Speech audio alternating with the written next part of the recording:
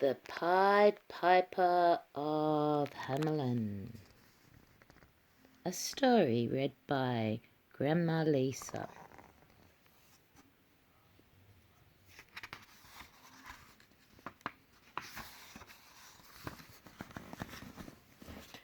Long, long ago, when towns were very small, the people of Hamelyn lived in fear and misery. The town itself was pretty enough, with lots of cake shops and parks to play in. Yet the people crept about the streets, peering this way and that, jumping at the slightest sound. The reason for this unhappy state of affairs was rats. Millions of rats lived in Hamelyn. They were large, fat rats with big teeth and nasty tempers. Nobody knew why there were so many rats. Perhaps it was because Hamelyn was such a nice place to live that all the rats in Germany moved there. They prowled the streets in gangs, squeaking and generally making nuisances of themselves. They chased the cats and dogs. They jumped out of holes in the walls and danced up and down on the furniture. They nested in people's clothes. They even ate the cakes in the cake shop windows.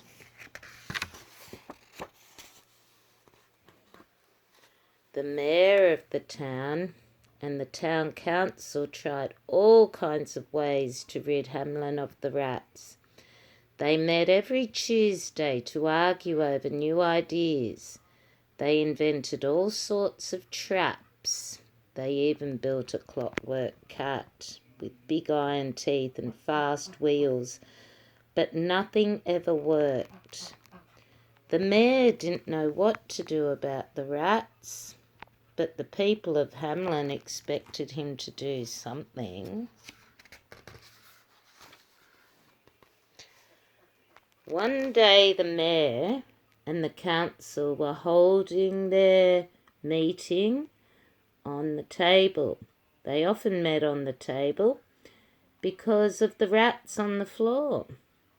Suddenly they noticed a stranger standing by the door. His clothes were half red and half yellow. A flute was tucked into his belt. He spoke politely in a soft voice. "Sirs, I have heard tell of your rats, and for 1,000 gold pieces I can rid your town of them." "Yes, yes," cried the mayor and the council together, wobbling on the table. Putting his pipe to his lips, the piper started to play a tune, a thin magical one.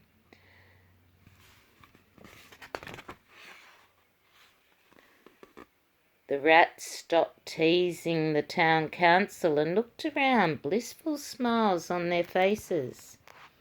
The piper turned and stepped into the street. The rats skipped along behind him to the tune of the pipe. Through the streets he strode, followed by a horde of rats that danced out of every nook and cranny. The mayor and the council watched in amazement as the Pied Piper disappeared through the town gate with the squealing, leaping company. The mad procession took the road towards the river Weser. On reaching the water's edge, the piper crouched on a boulder. His music quickened as the rats streamed past, slipping and sliding on the riverbank. In their hundreds, the rats danced into the river to be swirled away in the fast waters.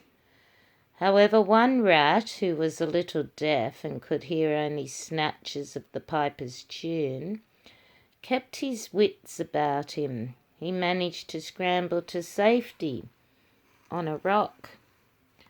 The rat who escaped didn't return to the town. Instead, he took to the road and warned every rat he met of the terrible things that had happened to the rats in Hamelyn.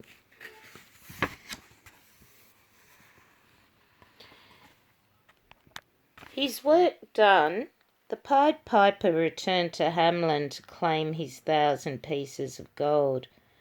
But the mayor was not an honest man. Seeing that all the rats had gone, he saw no reason to pay the piper. Angered at being cheated, the piper pointed a quivering finger at the mayor. "This is one promise you will regret breaking," he snapped. Putting his pipe to his lips, the piper turned on his heels and stormed back into the street. Once more the piper strode through Hamelyn, playing a wild tune, his cloak streaming out behind him. Children began to follow the music. They stopped their games, they climbed out of their windows, drawn by the sound of the enchanted pipe.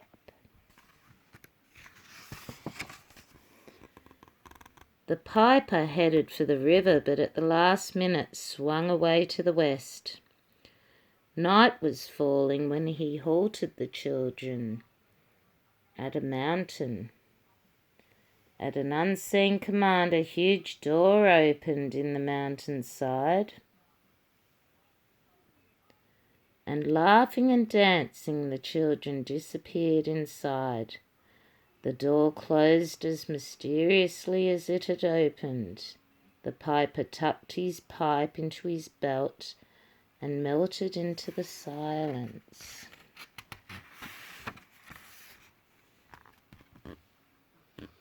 Not all of Hamelyn's children were locked inside the mountain.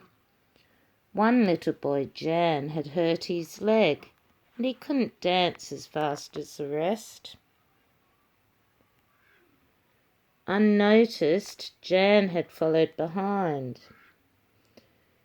It was dark when he reached the mountain. He had followed the footprints in the dust and the faint sound of the music. In the moonlight he stood and stared at the bare hillside where the tracks ended. Then sadly and all alone, Jack turned and limped back to Hamelyn. Poor Jan was the only child left in Hamelyn.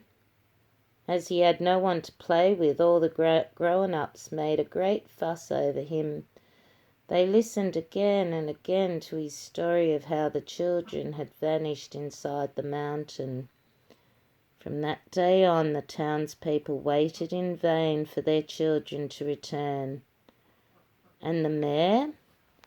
Well, he lived to rue the day that he had tried to cheat the Pied Piper of Hamelyn. But what of the children?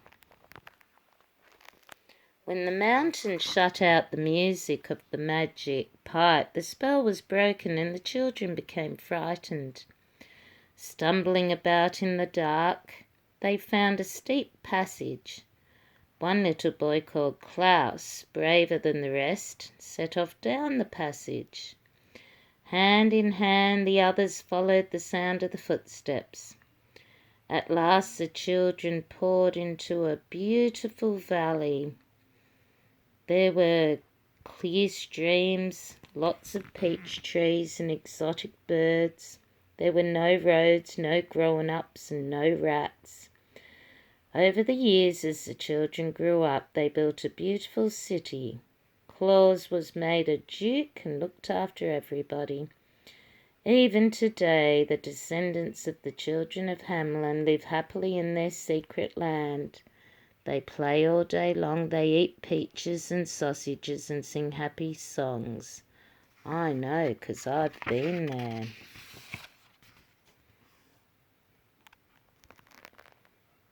The end.